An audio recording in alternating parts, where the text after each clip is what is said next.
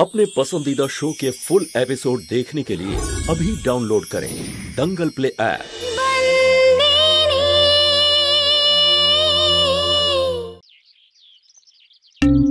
এই সন্তরি একটু বেশি বাড়াবাড়ি করছে, নিজেকে খুব বেশি বড় মনে করছে। ও সব সীমা পার করে যাচ্ছে। কিচ্ছু করতে পারবো না আমরা? আরে কোনো না কোনো রাস্তা তো নিশ্চয়ই আছে। আমরা সবাই মিলে এক হয়ে কি ওই মেয়েটাকে বাড়ি থেকে তাড়াতে পারি না মা? আরে ওই ফালতু মেয়েটার না নিজের কোনো গুরুত্ব আছে আর না ওর কথা। ওর আসল শক্তি হলো ওই পাওয়ার অফ অ্যাটর্নিটা, আর সেটাও তো ওর পক্ষেই আছে। আর সন্তু দু তিনটে সংস্থার সাথে কথা বলে নিয়েছে, তারা এতটাই পাওয়ারফুল যে আমরা চেয়েও কিছু করতে পারবো না।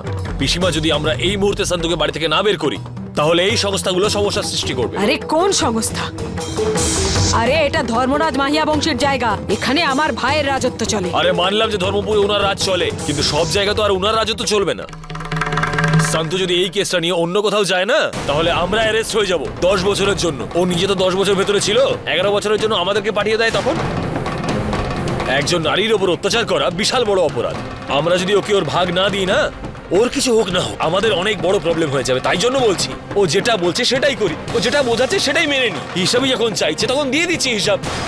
আরে মানছি আমাদের কাছে 50 লাখ টাকা নেই, কিন্তু যে কোনো ভাবে তার অ্যারেঞ্জমেন্ট করো, কারণ জোগাড় করে ওটা ওকে দিতে হবে, যাতে তারপরে ওকে এই বাড়ি থেকে বের করার আমরা উপায় খুঁজে বের করতে পারি, যাতে সাপও মরে যায় আর লাঠিও না।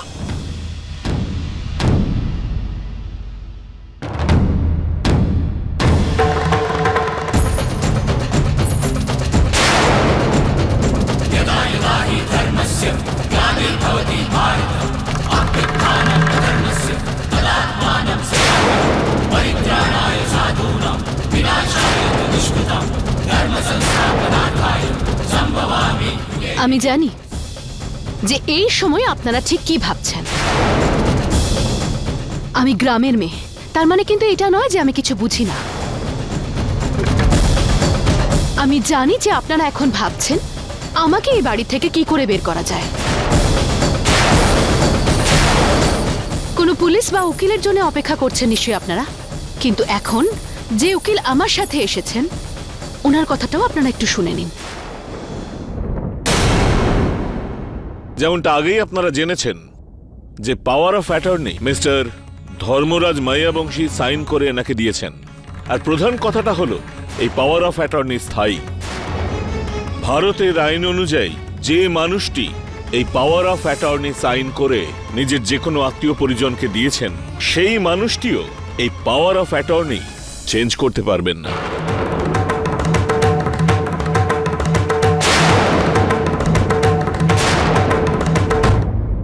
সেক্ষেত্রে মিসেস সন্তু মায়াবংশী এই বাড়ি আর এই বাড়ির স্থাবর এবং অস্থাবর সম্পত্তির উপর সম্পূর্ণরূপে অধিকার পাবেন।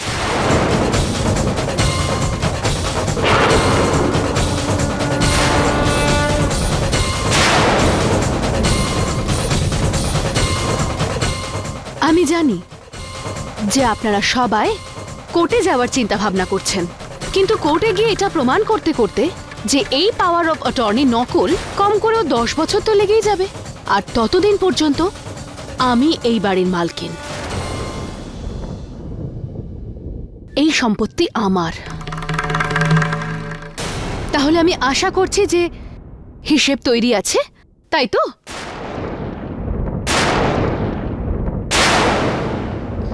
হ্যাঁ, 2 লাখ আছে আমার কাছে, দিয়ে দিচ্ছি। আমার 50 লক্ষ টাকা চাই। যাই হয়ে যাক না কেন, 2.5 লাখ টাকা আমি দেব, কিন্তু এই পরিবারের কোনো সদস্যের ব্যাপারে তুমি আজে বাজে কিছু বলবে না। এটা হলো আমাদের পরিবার, আর প্রত্যেক সদস্যই এই পরিবারের অংশ। আমার কাছে 1 লাখ টাকা আছে, দিয়ে দেবো তোমায়। আমার মনে হচ্ছে হিসেবটা তৈরি করনি তোমরা এখনো, আর তাই জন্যে আমাদের যা কথা হয়েছিল সেই অনুযায়ী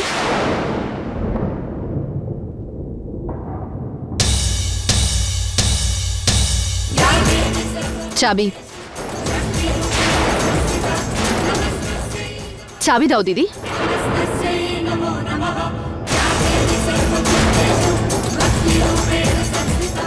দাও।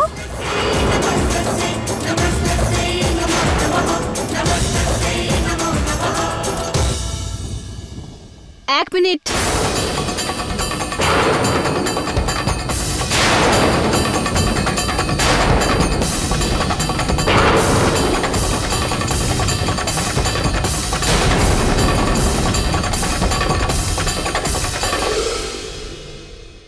তুমি এখানে কেন এসেছো বিভা? কারণ আমার মা এখানে আছে। আমি আর সহ্য করতে পারছি না মা। তুমি আমার দোষ নিজের উপর নিয়ে নিলে। আমার শাস্তি না হোক এর জন্য তুমি জেলে চলে গেলে। সব কিছু সহ্য করতে পারি, কিন্তু পরিবারের সকলে তোমাকে ঘৃণা করবে সেটা আমি সহ্য করতে পারবো না। এত বড় ত্যাগ কেন করছো মা? তুমি তো আমার জন্মও দাওনি।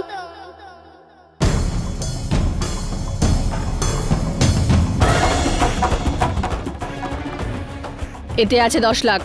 কাল পরশুর মধ্যে আমার কনসাইনমেন্ট চলে আসছে। বাকি টাকা আমি তোমাকে তাড়াতাড়ি দিয়ে দেবো, কিন্তু তুমি আমার পরিবারের লোকের সঙ্গে জোর গলায় একদম কথা বলবে না।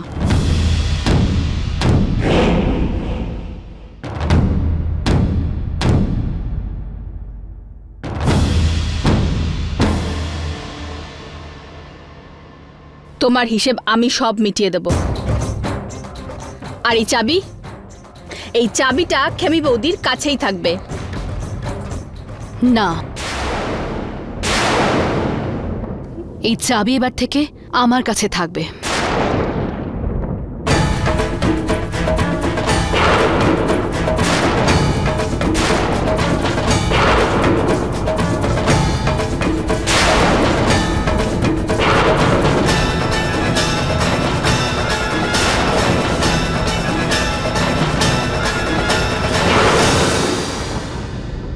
হিসেব তো হয়ে যাবে, কিন্তু পাওয়ার অফ অ্যাটর্নির ব্যাপারে তুমি শুনেছ নিশ্চয়ই।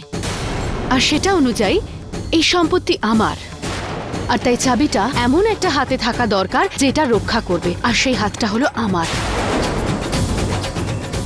তোমরা তো একে অপরের সাথে সম্পর্ক ঠিক রাখতে পারোনি। সমস্যায় পড়লে একে অপরের পাশে থাকতে পারো না। সম্পত্তি রক্ষা আবার কি করবে তোমরা?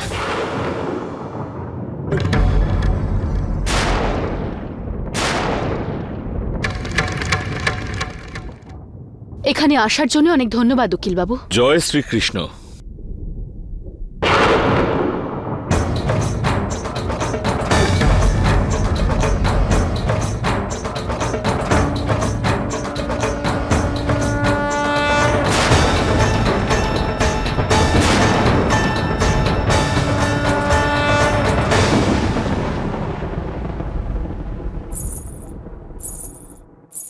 মালকিন,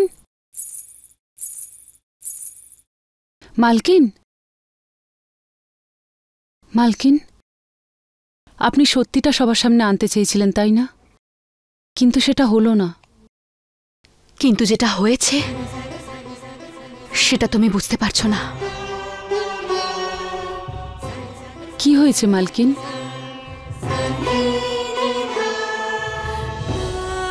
এইসব চাবি, এইসব ছোট ব্যাপার। আমার লক্ষ্য হলো সেটা তুমি দেখতে পাচ্ছ না, কিন্তু আমি দেখতে পাচ্ছি। ওইদিকে দেখো।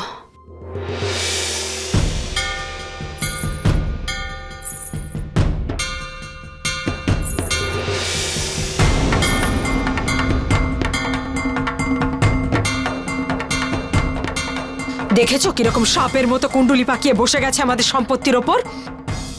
এই সেঞ্চুরি তো একেবারে আমাদের মাথার ওপর উঠে নাচছে। যেভাবেই হোক না কেন ওকে আমাদের এ বাড়ি থেকে তাড়াতেই হবে। ঠিকই বলেছ পিসি, ওর একটা ব্যবস্থা করতেই হবে। নয়তো কাল বাড়িতে এসেছে, আজ সিন্ধুক কবজা করে বসে আছে, আর কাল আমাদের উপর হুকুম চালাবে। ওকে ওর হুকুম চালানো থেকে আটকাতেই হবে যেভাবেই হোক। ও একা একটা মেয়ে, আর আমরা এতগুলো মানুষ। কি করবে আমাদের ও? আমাদের কোনো একটা মতলব বের করতে হবে খুব তাড়াতাড়ি, না হলে এই সন্তু যা ইচ্ছে করতে পারে। তোমার কথা একদম ঠিক সন্দীপ।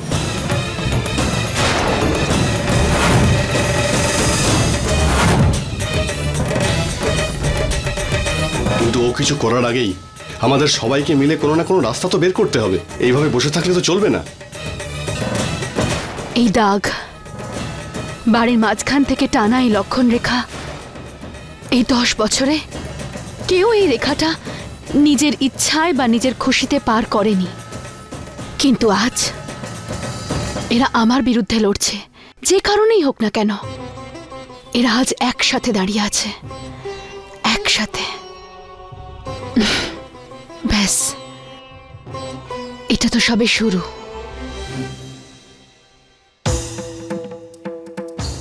শুরুতেই এরকম করলো, জানি না এরপর কি করবে।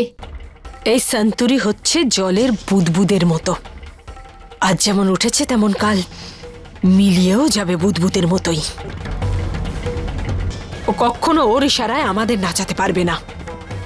কি ভাবছে ও মাদারি, আর আমরা কি সবাই বাঁদর? আমার খুব রাগ হচ্ছে, আমি ওকে কিছুতেই ছাড়বো না। একে তো আমার স্বামীকে খুন করেছে, আর এখন বাড়িতে ঝামেলা বাঁধাতে এসেছে।